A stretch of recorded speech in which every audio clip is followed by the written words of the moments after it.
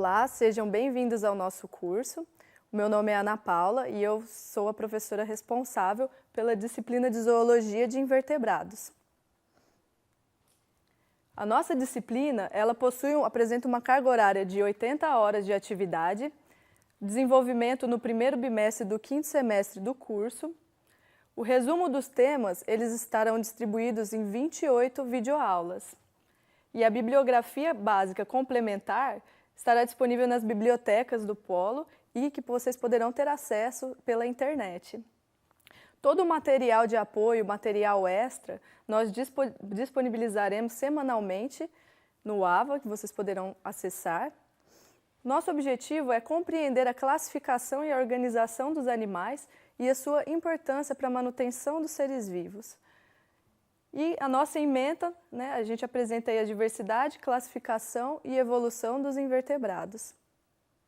Então, eu vou aqui iniciar a nossa primeira videoaula, vou convidar aqui a professora Francinês, que vai introduzir sobre nomenclatura e classificação dentro do reino animal. Tenham a todos uma boa aula, um bom curso e até mais.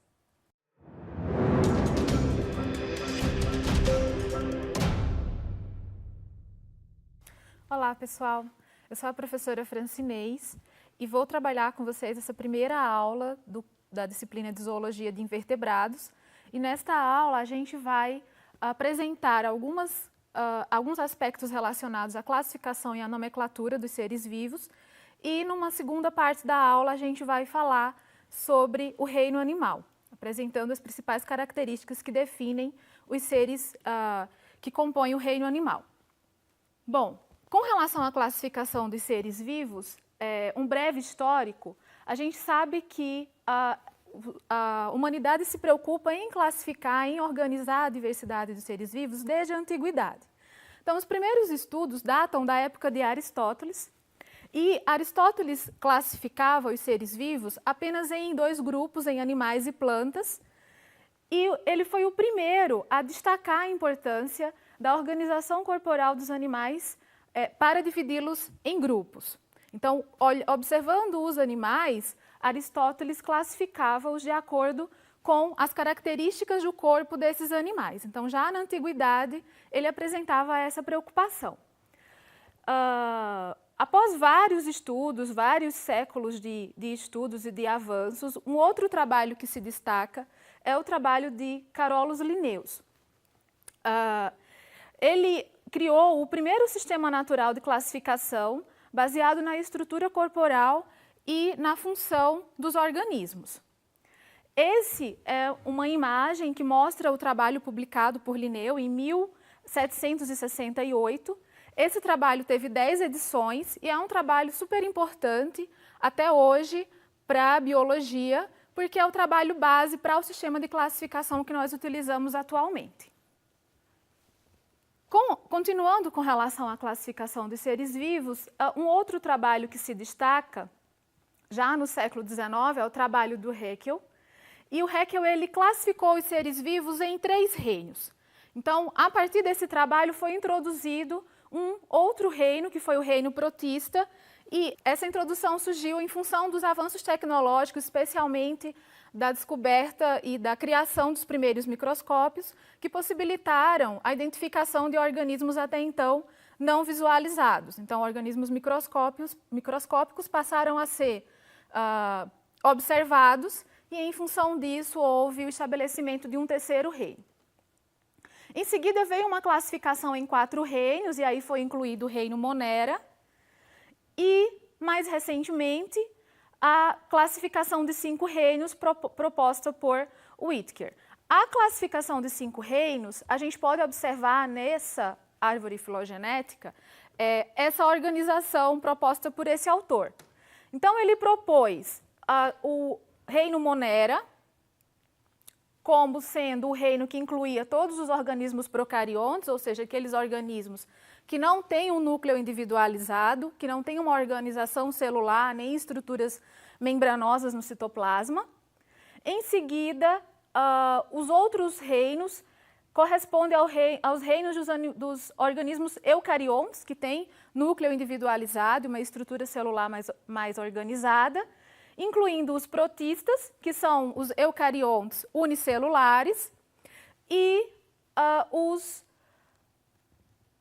as plantas, os fungos e os animais, que fazem parte dos eucariontes pluricelulares. Essa classificação também leva em consideração as formas de nutrição. Então, as plantas sendo os organismos autotróficos, que realizam fotossíntese, e os fungos e animais, organismos heterotróficos, que se alimentam por absorção ou por ingestão, no caso dos animais, absorção no caso dos fungos. Essa classificação em 5 reinos é a classificação ainda mais utilizada, embora a gente tenha uma classificação mais recente que organiza toda a diversidade de seres vivos em 3 domínios. Essa classificação ela foi proposta em 1977 por Wiesel e divide os seres vivos em 3 grandes domínios: o bactéria, árquea e eucária. Os domínios bactéria e árquea envolve os organismos procariontes e o domínio eucária agrupa todos os organismos eucariontes e então nesse domínio estão localizados os animais, fungos, as plantas e os protozoários, sendo os animais o objetivo de estudo nessa disciplina. Com relação à nomenclatura, a nomenclatura que nós utilizamos é a nomenclatura binominal que foi proposta por Linneu, e essa nomenclatura é binominal justamente porque ela propõe o uso de 2 nomes para denominar as espécies. Então, os nomes científicos, eles são sempre compostos por 2 nomes. A gente tem, por exemplo, aqui Felis catus, que é o nome científico do gato. E, se a gente for observar, qual que é então a nomenclatura para estabelecer esse nome? O primeiro nome ele é chamado de epíteto genérico, ele se refere ao gênero ao qual esse organismo pertence e, geralmente, esse nome é um substantivo. Catus é o epíteto específico, é chamado de epíteto específico, e, geralmente, é um adjetivo, ou seja, é uma palavra que caracteriza o gênero, e a união do epíteto genérico com o epíteto específico forma, então, o nome científico da espécie. Quais são as regras que a gente precisa lembrar quando vai escrever ou está estudando nomenclatura dos seres vivos? Sempre o nome é escrito em latim, ele deve ser escrito em itálico ou grifado. A primeira letra do gênero, que representa o gênero, ou seja, o epíteto genérico, é escrito em maiúsculo. E a segunda letra, a primeira letra do epíteto específico é sempre escrita em minúsculo. Continuando ainda com a nomenclatura, é importante a gente considerar algumas questões. Então, aqui eu trouxe alguns exemplos de nomes específicos de organismos que nós conhecemos. Então, eu gostaria de destacar o exemplo do lobo e do cachorro, que são animais bem aparentados, que pertencem ao mesmo gênero, o gênero Canis, e, portanto, o nome científico deles tem como epíteto genérico Canis e como epíteto específico, para o caso do lobo, Canis lupus, para o caso do cachorro, Canis familiaris. Aqui tem outros 2 exemplos, a mosca e o bambu, ou seja, um animal e um vegetal. A mosca tem nome científico Musca domestica e o bambu Nandina domestica. O que eu quero ressaltar com isso? Eu quero ressaltar que a gente até pode se dirigir ou falar de uma espécie citando apenas o gênero, porque eu vou estar me referindo a organismos aparentados, mas eu não posso nunca usar o epíteto específico para discriminar uma espécie, porque o epíteto específico ele pode discriminar espécies muito variadas. Então, o que vai discriminar, definir o parentesco, o grau de parentesco ou de relação dos organismos no nome científico é o epíteto genérico. Na escrita eu posso utilizar Canis sp, então se eu não sei o nome científico, mas eu sei o gênero da espécie, eu posso colocar Canis sp se eu estiver me referindo a uma única espécie desse gênero. Se eu estiver me referindo a várias espécies desse gênero, então eu devo escrever Canis spp, por exemplo. Linneu também estabeleceu algumas categorias taxonômicas para organizar a diversidade de seres vivos. Essas categorias taxonômicas são espécie, gênero, família, ordem, classe e filo, sendo que família e filo foram categorias taxonômicas inseridas posteriormente, não foram categorias propostas pelo Linneu. Então, toda a diversidade de seres vivos é organizada de acordo com estas categorias, e eles são agrupados em cada categoria hierarquicamente de acordo com as características evolutivas e as relações evolutivas desses grupos. Com relação à nomenclatura zoológica, a denominação científica dos animais ela é estabelecida pelo Código Internacional de Nomenclatura Zoológica. Os nomes são latinizados e geralmente se referem a características do animal ou ao grupo ao qual pertencem. A família sempre recebe o sufixo id, então se adiciona esse sufixo ao radical do gênero, e a subfamília sempre recebe o sufixo ine. Então, por exemplo, gato, o gênero é Felis, a família é Felidae e a subfamília Fenile. Com relação ao conceito biológico de espécie, antes de mais nada, é importante dizer que esse é um conceito muito controverso. Não há um conceito geral de espécie que seja cientificamente e absolutamente aceito, mas o conceito mais comum é que espécie é um grupo de populações cujos indivíduos, em condições naturais, são capazes de cruzar e gerar descendentes férteis, e são reprodutivamente isolados de indivíduos de outras espécies. Ou seja, indivíduos que conseguem cruzar e produzir descendentes férteis pertencem à mesma espécie. Mas a gente sabe que esse conceito ele não abrange todos os seres vivos. A gente tem o famoso exemplo do cruzamento entre a égua e o jegue, que esse é um exemplo que são indivíduos de espécies diferentes e gera um indivíduo infértil, que é o burro. Mas, em laboratório, já há vários experimentos que mostram que cruzamento entre indivíduos de espécies diferentes pode gerar descendentes férteis. E no reino vegetal, isso ocorre naturalmente. Espécies de plantas diferentes podem se cruzar e originar descendentes férteis. Então, esse conceito, ele não é totalmente aceito também.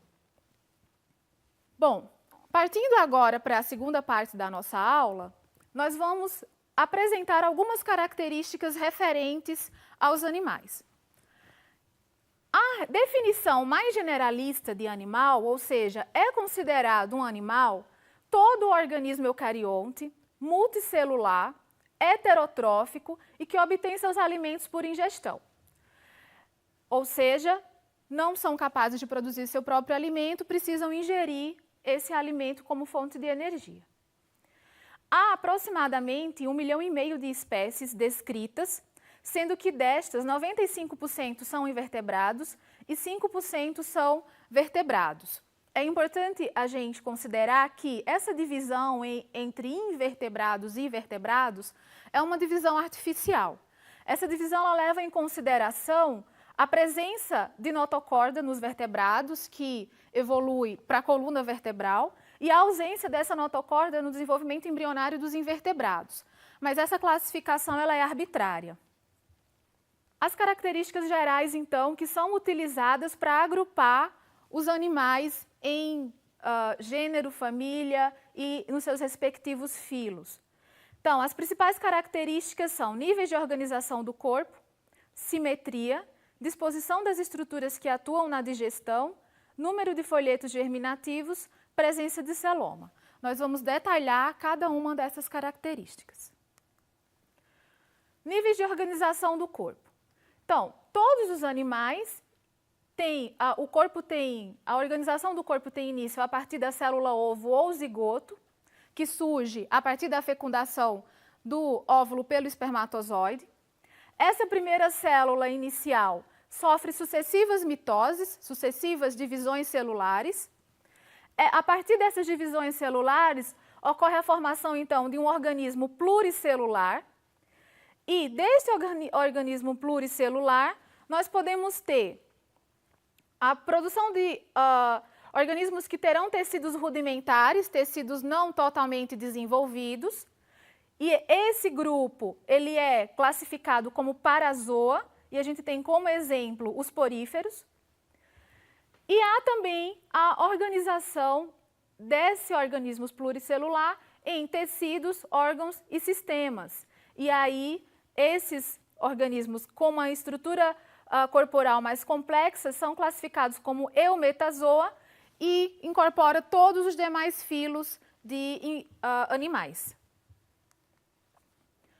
Com relação à simetria, os animais são classificados em radiados e bilatéria. Então, a simetria radial é a simetria que considera a divisão do corpo em imagens especulares em vários planos. Então, os animais que a gente consegue dividir o corpo em vários planos têm simetria radial.